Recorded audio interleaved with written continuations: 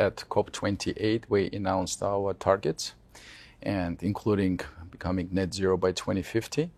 And we have intermediate targets as well. So 2035 is a very important milestone for us.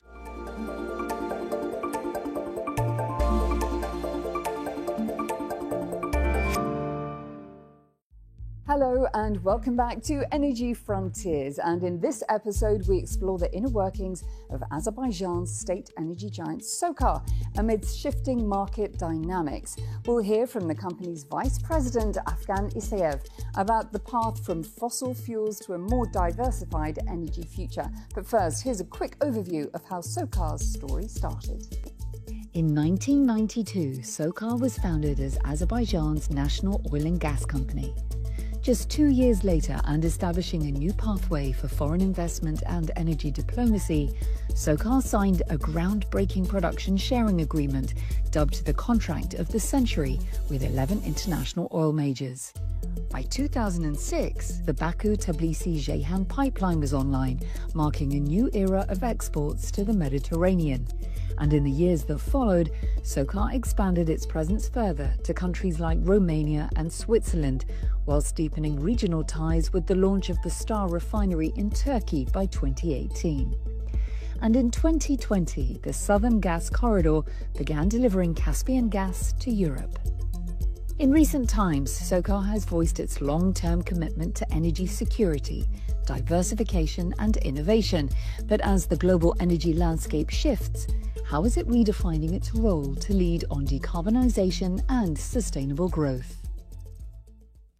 I'm delighted to say I'm joined now in studio by Afgan Isayev, the Vice President of SOCAR. It's wonderful to see you. Thank you for being here today. It's a great pleasure to be here. Thank you for inviting me. Let me start by asking you about 2035. It's going to be a pivotal year for SOCAR because you have this marked as a transitional time to move from a hydrocarbon giant to a low-carbon energy player.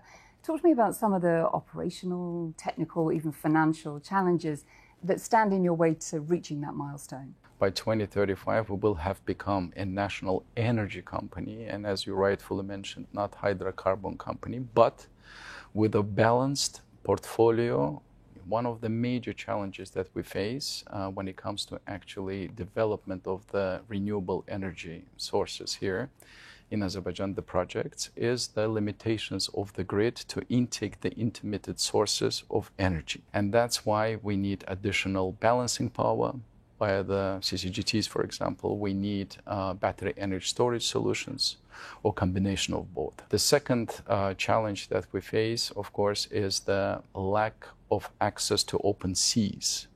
Some of the infrastructure-related equipment, some of the equipment that we require for wind farms, for example, the blades can average in length 92, 94 meters, and bringing them here is quite a challenge. Hopefully, of course, we will be able to localize certain production in the future.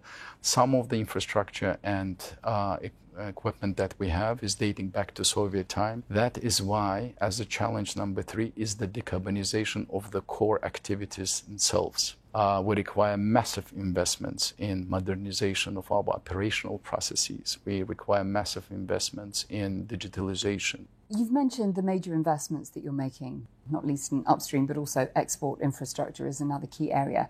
If we see peak demand for oil and gas tail off earlier than expected, and OPEC don't foresee this happening anytime before 2050. But should that happen, what is the risk? How great is the risk of stranded assets for SOCAR? And what are you doing to hedge against that possibility? That's a very good question. Well, firstly, I need to state that we do agree with OPEC. Now, we have infrastructure in place. So as you know, pipelines, for example. We have a Southern Gas Corridor pipeline stretching from here till Italy. We have Baku-Tbilisi-Ceyhan pipeline from here to Mediterranean Sea.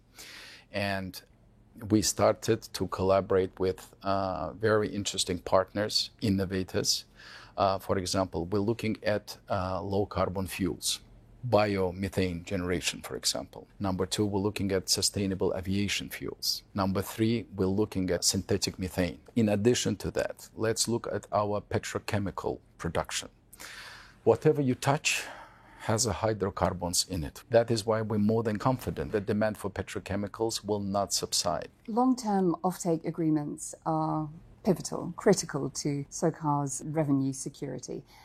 In light of current recent developments in the market volatility, and of course changing consumer behaviour in Europe, are you therefore considering renegotiating any existing deals or restructuring new ones? It's a good question as well. You're absolutely correct. Without long-term offtake agreements, projects with heavy infrastructure required financing, capex, wouldn't be able to exist or be developed. We can mention Southern Gas Corridor. We have long-term contracts on gas contracts, and that was instrumental for us to be able to attract the financing.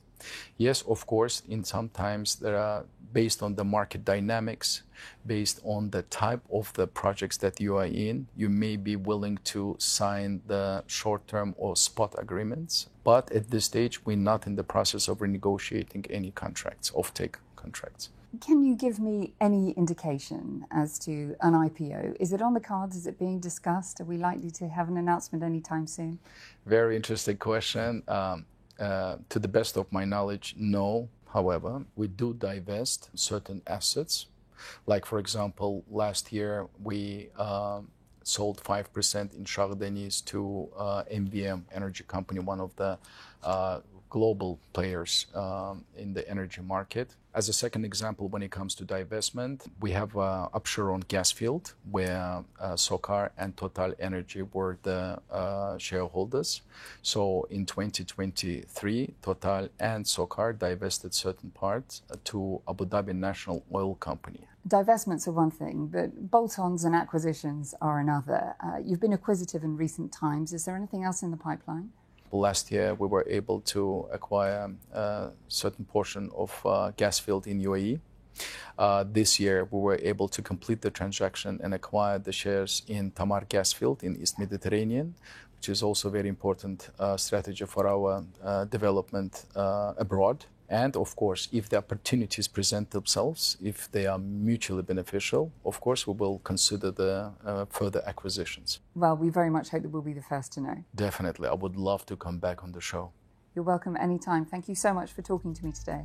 It was the greatest pleasure. Thank you very much for inviting me. Thank you.